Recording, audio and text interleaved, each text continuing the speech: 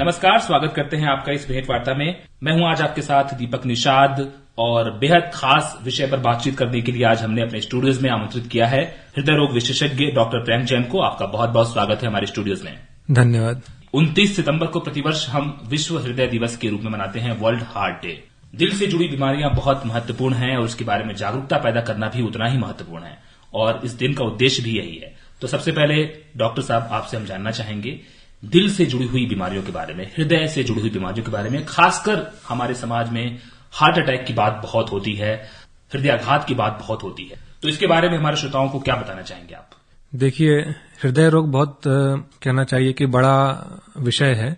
सारे रोगों के बारे में डिस्कस करना बहुत मुश्किल है सीमित समय में, पर अभी जो आजकल जो महामारी का रूप जिसने ले लिया है वो है हृदयाघात की समस्या, जिसको हम आम भाषा में हार्ट अटैक बोलते हैं।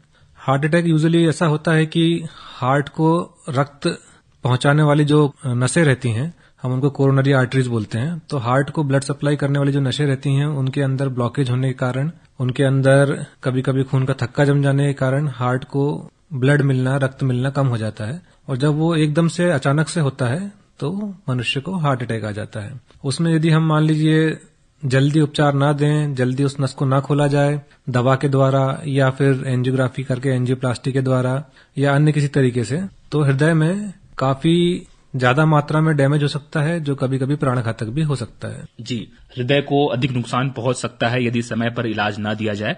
डॉक्टर साहब, आपसे हम यहां समझना चाहेंगे कि कई बार मरीज को लगता है कि वो हृदय रोगी नहीं हो सकता है, बहुत कॉन्फिडेंट होता है, लेकिन अंदर ही अंदर कहीं न कहीं उसको संकेत मिलता रहता है। तो कौन से वो संकेत होते हैं, इंडिकेशंस होते हैं, सिग्नल्स होते हैं जिसके माध्यम से रोगी समझ सके और डॉक्टर के पास जा सके कि वो संभावित हृदय रोगी हो सकता है? देखिए, सबसे जरूरी तो होता है कि यदि आपके घर में आपके मम्मी पापा, आपके भाई बहन अगर मान लीजिए हृदय रोगी हैं और उनको कम उम्र में हृदय रोग हुआ है, कम उम्र में उनको हार्ट अटैक आया है, तो आपको भी हार्ट अटैक आने की संभावना थोड़ी आम व्यक्ति की तुलना में ज्यादा रहती है।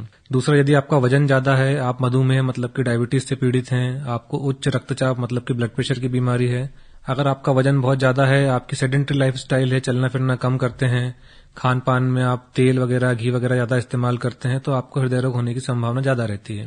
अब अगर हम संकेतों की बात करें तो मान लीजिए अगर आपको चलने में, सीढ़ी चढ़ने में, थोड़ा काम करने में सीने में दर्द होता है, छाती में भारीपन महसूस होता है, जबड़े में भारीपन महसूस होता है, तो इसका मतलब है कि काम करते वक्त हार्ट को जितना ब्लड मिलना चाहिए उतना नहीं मिल रहा है। इसका इनडायरेक्ट मतलब ये निकलता है कि आपकी हृदय की नसों में कहीं न कहीं ब्लॉकेज होने की संभावना है। तो जब भी आप काम करते हैं, मेहनत करते हैं, तो हार्ट को जो ब्लड की रिक्वायरमेंट बढ़ती है वो बढ़ नहीं पाती ब्लॉकेज होने के कारण। तो सीने में दर्द होना या जबड़े में दर्द होना, छाती में भारीपन होना, सांस फूलना, अत्यधिक पसीना आना, ये सब समस्याएं हो सकती हैं। तो ये हार्ट अटैक आने के पहले के लक्षण रहते हैं। यदि हम इनको समय रहते पहचान लें, जांचें करा लें, उचित उपचार ले लें, तो हार्ट अटैक से बच सकते हैं। ये लक्षण जो आपने बताया डॉक्टर साहब कि आपको दर्द होता है, कितने समय तक ये हो तो आदमी को गंभीरता से लेना चाहिए? क्योंकि कई बार आदमी इसको इग्नोर करता है, इसकी अनदेखी करता है, नजरअंदाज करता है कि ये गैस के कारण ये दर्द हो सकता है या कोई अन्य कारणों से ये दर्द हो सकते हैं। तो ये विशेष रूप से उसको कैसे आदमी हृदय के दर्द को और सामान्य दर्द से अलग करे और कितने दिन तक अगर हो तो आदमी ये समझ ले कि उसके साथ खतरा पैदा हो सकता है? देखिए, कितने दिन कहना तो मुश्किल है, क्योंकि कभी कभी ऐसा होता है कि बिना किसी संकेत के पहली बार में पेशेंट को हार्ट अटैक आ जाता है और वो भी कभी कभी प्राणघातक हो सकता है। इसलिए इसमें हमें कितने दिन तक वेट करना चाहिए ये ऐसा नहीं है। अपन को अगर मान लीजिए कभी भी ऐसा लगता है कि नहीं, हमको ऐसी चीज पहले नहीं हुई है, सामान्य तौर पे नहीं हुई है, इस तरह का दर्द हमको यूजुअली नहीं होता है, चाहे वो सीने में दर्द हो या जबड़े में हो या हाथ में हो या कंधों में हो, तो हमको तुरंत डॉक्टर की सलाह लेनी चाहिए। अब बात है कि हम कैसे उसको गैस के दर्द से अलग करें। अधिकतर ऐसा होता है कि पेशेंट हमारे पास यही बोल के आता है कि साहब गैस बन रही थी, गैस फंस गई थी, गैस अटक गई थी, एसिडिटी हो गई हमको तो, और हम जब उसकी जांचें करते हैं तो उसको हार्ट अटैक निकल के आता है। तो गैस का दर्द है या हार्ट का दर्द है, ये तो डॉक्टर के लिए कहना भी मुश्किल रहता है। ये कभी कभी हमको इसमें जांचों का सहारा लेना पड़ता है। इसलिए हमको इस बारे में ज्यादा नहीं सोचना चाहिए कि हमको दर्द हो रहा है तो वो गैस का है या हार्ट का है, तुरंत डॉक्टरी सलाह लेनी चाहिए। खास तौर पे अगर मान लीजिए चलने फिरने में तकलीफ ज्यादा हो रही है, बैठने में तकलीफ कम हो रही है, तो ऐसा गैस में नहीं होता है, ऐसा हार्ट में ही होता है, क्योंकि चलने फिरने में हार्ट की रिक्वायरमेंट बढ़ती है। पर जब हार्ट अटैक आता है तब दर्द बिना चले फिरे, बैठे बैठे या सोते सोते भी हो सकता है। यदि मान लीजिए आपको एकदम से सीने में दर्द उठा है, सीने में दर्द एकदम बीचों बीच में हो रहा है, अधिकतर हार्ट अटैक का दर्द छाती के बीचों बीच में होता है, दाएं या बाएं में कम होता है। कभी कभी कंधों में हो सकता है, हाथों में हो सकता है, जबड़ों में हो सकता है। कभी आपको ऐसा दर्द लगता है जैसा दर्द कभी पहले महसूस नहीं हुआ, पहले आपको गैस बनती थी तब ऐसा दर्द नहीं होता था, अभी कुछ अलग सा तरह का दर्द हो रहा है, तो इसका मतलब है कि कहीं न कहीं कुछ न कुछ गड़बड़ है, तो हमें तुरंत जो है डॉक्टर को दिखाना चाहिए। कई बार डॉक्टर खुद भी नहीं दर्द को देख के बता सकता है कि ये दर्द हार्ट का है कि गैस का है, तो हमको ईसीजी करानी पड़ती है, कभी कभी ब्लड की जांचें करानी पड़ती हैं, अन्य जांचें जैसे कि इकोकार्डियोग्राफी वगैरह करानी पड़ती हैं। कभी कभी सब कराने के बाद भी क्लियर नहीं होता तो एंजियोग्राफी करनी पड़ती है। तो कभी कभी एक्सपर्ट कार्डियोलॉजिस्ट भी दर्द के बारे में बता नहीं पाते हैं कि गैस का है कि हार्ट का है। तो जो आम जन है उसके लिए ये डिसाइड करना कि दर्द हार्ट का है या गैस का है बहुत ही मुश्किल होता है। तो आज के जमाने में जब हार्ट अटैक की संख्या बढ़ती जा रही है, हम देख रहे हैं कि मतलब अच्छे अच्छे फिट लोग जो हैं उनको भी हार्ट अटैक आ रहा है, अच्छे अच्छे सेलिब्रिटीज उनको भी हार्ट अटैक आ रहा है, जिनको पहले से कोई रिस्क फैक्टर नहीं है वो भी सडनली हार्ट अटैक के कारण एक्सपायर हो जा रहे हैं। तो ऐसे में हमें सावधान रहना चाहिए और हमें ये पता करने की कोशिश करने के बजाय कि हाँ गैस का हो सकता है, एसिडिटी का हो सकता है, तुरंत हॉस्पिटल जाकर डॉक्टरी सलाह लेनी चाहिए और आवश्यकता अनुसार जांच करानी चाहिए। जी, बहुत महत्वपूर्ण बात डॉक्टर साहब आपने बताया। डॉक्टर के परामर्श के ऊपर चीजों को छोड़ना है और जितना जल्दी करेंगे आप उतना बेहतर रहेगा आपके लिए। डॉक्टर साहब, आपने यहाँ एक बात बताई कि कम उम्र में भी लोगों को आजकल हृदयाघात की समस्याएं आ रही हैं, तो ये जो लाइफ स्टाइल हमारी है क्या उसके कारण ऐसा हो रहा है? कैसे मतलब ये बढ़ते उम्र की बीमारियां मानी जाती थी लेकिन आजकल ये बहुत अर्ली एज में, प्रारंभिक उम्र में भी देखने को आ रहा है, तो इसके पीछे वजह क्या है? बिल्कुल, लाइफ स्टाइल इसके पीछे एक बहुत बड़ा कारण है और कुछ चीजें हमारे हाथ में भी नहीं है, जैसे कि बढ़ता हुआ प्रदूषण। वायु प्रदूषण जो है वो हार्ट की बीमारियों के लिए, लंग्स की बीमारियों के लिए बहुत ही खतरनाक, बहुत ही घातक होता है। बढ़ता हुआ एयर पोल्यूशन एक बहुत बड़ा कारण है हार्ट की बीमारियों के बढ़ने का। बढ़ती हुई स्मोकिंग करने की, धूम्रपान करने की जो मतलब युवाओं में प्रचलन है, ये बहुत बड़ा कारण है। बढ़ता हुआ वजन, डायबिटीज हो जाना, ब्लड प्रेशर बढ़ना, मोटापा बढ़ना, ये बहुत बड़ा कारण है। चलने फिरने की कमी होना, फिजिकल एक्सरसाइज कम होना, ये बहुत बड़ा कारण है। मेंटल स्ट्रेस रहना, मानसिक तनाव रहना, ये बहुत बड़ा कारण है। अब ऐसा हो गया है आजकल की मतलब किसी के पास समय नहीं रहता है, लीजर टाइम कम हो गया है, लीजर टाइम फिजिकल एक्टिविटी कम हो गई है। तो आदमी केवल अपना काम करता है, बाकी समय घर पे आराम करता है। फिजिकल एक्टिविटी जो मतलब खाली समय में शारीरिक व्यायाम होना चाहिए वो नहीं करता है, तो ये भी एक बहुत बड़ा कारण होता है। एक कारण ये भी होता है कि जैसे मान लीजिए अब बहुत बिजी हो गया है आदमी, तो खाने पीने में हम लोग सलाह देते हैं कि सलाद खाना चाहिए, फल खाना चाहिए, अलग अलग तरह की सब्जियां खानी चाहिए, पर आदमी के पास समय नहीं है। जो खाना जल्दी अवेलेबल हो जाता है, जो फटाफट बन जाता है, जो जल्दी जल्दी खा सकते हैं, वो खा के आदमी काम चला लेता है। तो इस चक्कर में क्या होता है, कैलोरीज तो बहुत मिलती हैं, न्यूट्रिशन नहीं मिलता है। तो इस कारण से जो है जितनी भी डिजेनरेटिव डिजीज है, केवल हार्ट अटैक नहीं, लकवा लगने की बीमारी हो सकती है, किडनी की बीमारियां होती हैं, जितनी भी डिजेनरेटिव डिजीज है वो सब इस कारण से बढ़ती हैं कि खान पान जो है हमारा जैसा होना चाहिए वैसा नहीं हो पा रहा है। डॉक्टर साहब, आपसे यहाँ पे हम ये जानना चाहेंगे कि आपने बताया कि बहुत डॉक्टर के लिए भी कई बार मुश्किल होता है पता करना कि ब्लॉकेज है कि नहीं है, तो यहाँ पे हम जांचों के बारे में जानना चाहेंगे। किस तरह से आप डायग्नोज करते हैं और शुरुआती किस जांच में पता चल जाता है या एडवांस लेवल पे आपको कब जाना पड़ता है? देखिए, जब बड़ा हार्ट अटैक आता है तो सबसे पहले हम ईसीजी कराते हैं और अधिकतर लोगों को ईसीजी में ही मालूम चल जाता है कि उनको हार्ट अटैक आया है। कभी कभी माइनर हार्ट अटैक होता है, कभी कभी मेजर हार्ट अटैक में भी ईसीजी नॉर्मल हो सकती है।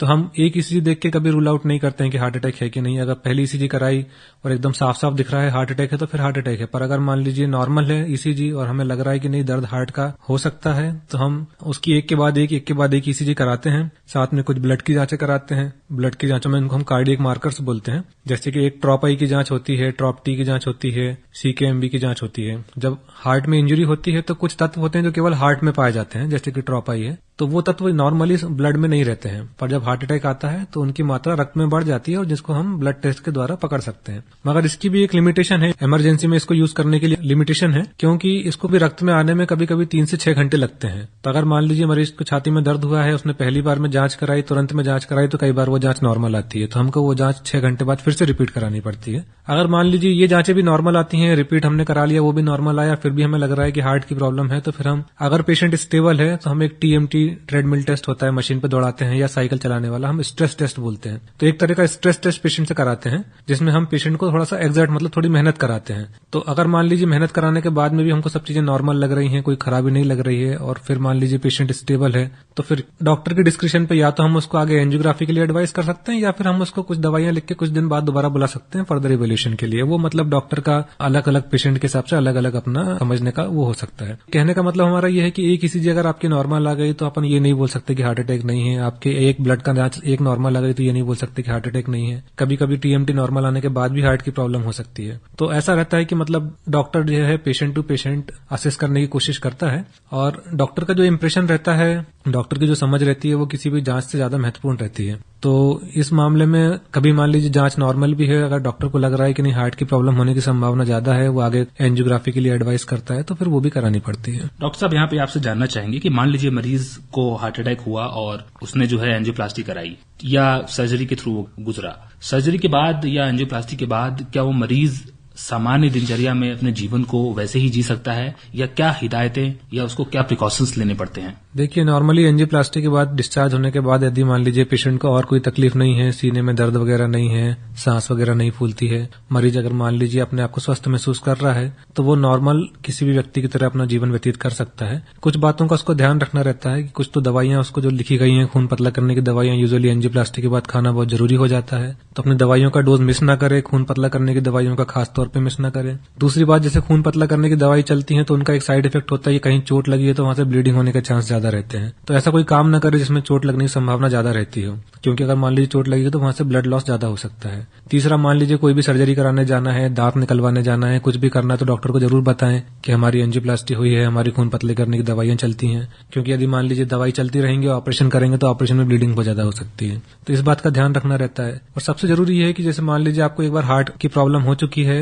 आपकी एंजियोप्लास्टी हो चुकी है, इसका मतलब ये नहीं कि दोबारा आपको प्रॉब्लम नहीं हो सकती है, बल्कि उल्टा है कि आपको यदि हार्ट की प्रॉब्लम हो चुकी है, भले ही आपकी सक्सेसफुल एंजियोप्लास्टी या बाईपास हो चुकी है, तो भी आपको दूसरी बार हार्ट अटैक आने की संभावना नॉर्मल पेशेंट की तुलना में, नॉर्मल मनुष्य की तुलना में ज्यादा रहती है। तो खान पान का विशेष ध्यान रखना है, तेल, घी, मिठाई, इन सब चीजों से दूर रहना है, शुगर अपनी कंट्रोल रखनी है, ब्लड प्रेशर कंट्रोल रखना है, अपना वजन जो है नॉर्मल रेंज में, नॉर्मल बीएमआई मेंटेन करने की कोशिश करना है, और हमारी फिजिकल एक्टिविटी जैसे कि डॉक्टर ने एडवाइस किया है उस तरीके से रेगुलरली करनी है। जी जी, बहुत महत्वपूर्ण बात बताई आपने डॉक्टर साहब। डॉक्टर साहब, आपसे यहाँ हम और एक चीज समझना चाहेंगे। आपने बताया कि खून पतला करने की दवाइयां देते हैं, खासकर अभी कोरोना के जो केसेस हुए हैं, बहुत एक बड़ी महामारी से हमारी आबादी निकली है और उसमें एक बड़ी संख्या में लोग जो है कोरोना के मरीज हुए हैं, तो वहां पे स्टेरॉइड्स का बहुत ज्यादा इस्तेमाल हुआ है। उसके बाद कुछ लोगों ने खून पतला करने की दवाइयां नहीं ली हैं, उनमें भी हृदयाघात के कुछ मामले सामने आए हैं। तो ऐसे मरीजों के लिए आप क्या कहना चाहेंगे कि कैसे वो अपने आप को हृदयाघात की बीमारी से बचाएं? देखिए, ऐसा है कि कोरोना में मतलब ऐसा पाया गया है कि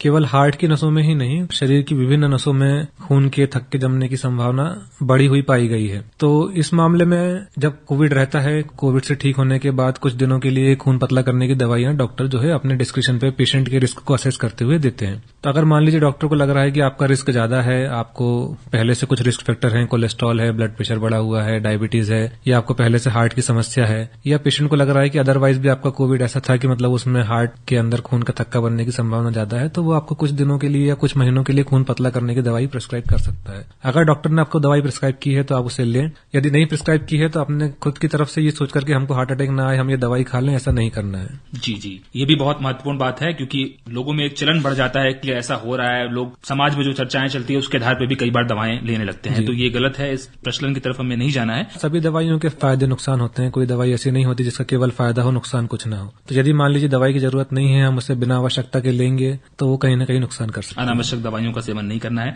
डॉक्टर साहब, यहाँ पे आपसे एक बात और समझना चाहेंगे।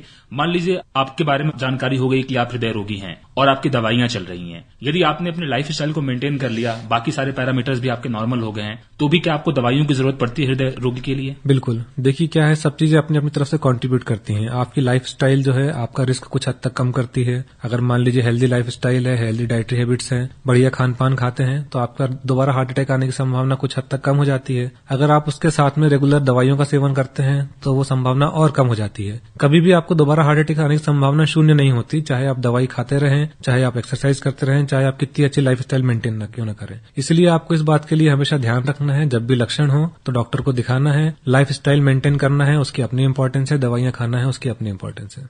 डॉक्टर साहब, चर्चा के आखिरी चरण में आ चुके हैं हम। बस विश्व हृदय दिवस के ऊपर आपसे चंद जानकारी और चाहेंगे कि श्रोताओं को, जो भी लोग हमें दूर दूर तक सुन रहे हैं, उनको हृदय संबंधी बीमारियां ना हो, जो लोग भी हृदय संबंधी बीमारियों से ग्रसित हैं उनको और परेशानी ना हो, तो आप उनके लिए क्या संदेश देना चाहेंगे? देखिए, सबसे जरूरी तो ये है कि अपने जीवन को एंजॉय करना चाहिए। अगर मान लीजिए आप दिन भर काम करते हैं, काम से फ्री होने के बाद में अगर अपने जीवन को एंजॉय नहीं कर पा रहे हैं, तो इसका मतलब एक तो ये है कि आपको हार्ट अटैक होने की संभावना ज्यादा है, क्योंकि डिप्रेशन जो है एक बहुत बड़ा रिस्क फैक्टर होता है। दूसरी बात यह है कि हमको हेल्दी लाइफस्टाइल मेंटेन करनी चाहिए। हेल्दी लाइफस्टाइल का मतलब होता है कि उसमें खान पान संयमित होना चाहिए। खाने पीने में सलाद, फल, हरी सब्जियां, और हम बोलते हैं हाई फाइबर रिच डाइट होनी चाहिए, जिसमें मतलब रेशे ज्यादा होते हैं, फाइबर ज्यादा होता है, ऐसा खाना खाना चाहिए। हमको होल ग्रेन्स खाने चाहिए, मैदा नहीं खाना चाहिए, सूजी नहीं खाना चाहिए, घी तेल का सेवन कम से कम करना चाहिए। अगर मान लीजिए आपको कोई ऐसी बीमारी है जिसमें एक विशेष खान पान को लेकर डॉक्टर ने आपको मना किया है, तो उसका सेवन नहीं करना चाहिए। खान पान के अलावा फिर हमको अपनी फिजिकल एक्टिविटी पे ध्यान देना चाहिए। अगर डॉक्टर ने आपको फिजिकल एक्टिविटी करने से रोका है तो बात अलग है, नहीं तो हमको कोशिश करनी चाहिए कम से कम हम रोज आधा घंटा ब्रिस्क वॉक करें। ब्रिस्क वॉक मतलब कि इतनी तेज तेज चलें कि हम थोड़ी बहुत हमारी चलती सांस फूले कि हम चलते चलते बात ना कर पाए, तो हम इसको ब्रिस्क वॉक बोलते हैं, मॉडरेट इंटेंसिटी एरोबिक एक्सरसाइज बोलते हैं। अगर आप फिट हैं, दौड़ सकते हैं, दौड़ने में दिक्कत नहीं होती तो आपको दौड़ना चाहिए, जॉगिंग करनी चाहिए। अगर आपको मान लीजिए दौड़ने में सांस फूलती है, घुटनों में तकलीफ है, पैरों में दर्द होता है, तो आप जितनी तेज चल सकते हैं कंफर्टेबली उतनी तेज चलने की कोशिश करनी चाहिए। हफ्ते में कम से कम 5 दिन हमें आधे घंटे ब्रिस्क वॉक करना चाहिए। अगर आधे घंटे की जगह 1 घंटे करें तो और अच्छा है, 5 दिन की जगह 7 दिन करें तो और अच्छा है, मगर इतना कम से कम हो कि कम से कम हम आधा घंटा ब्रिस्क वॉक करें सप्ताह में कम से कम 5 दिन। जी डॉक्टर साहब, बहुत महत्वपूर्ण जानकारी आपने दी कि हमें अपने लाइफ को, अपने जीवन को एंजॉय करना है, उसका आनंद लेना है। डिप्रेशन, तनाव, हाइपरटेंशन ये भी बहुत एक अहम कारक है, रिस्क फैक्टर है आपके हृदय रोगी होने के पीछे। और दूसरी चीज कि आपको निष्क्रिय जीवन शैली नहीं जीनी है, हमेशा सक्रिय रहना है।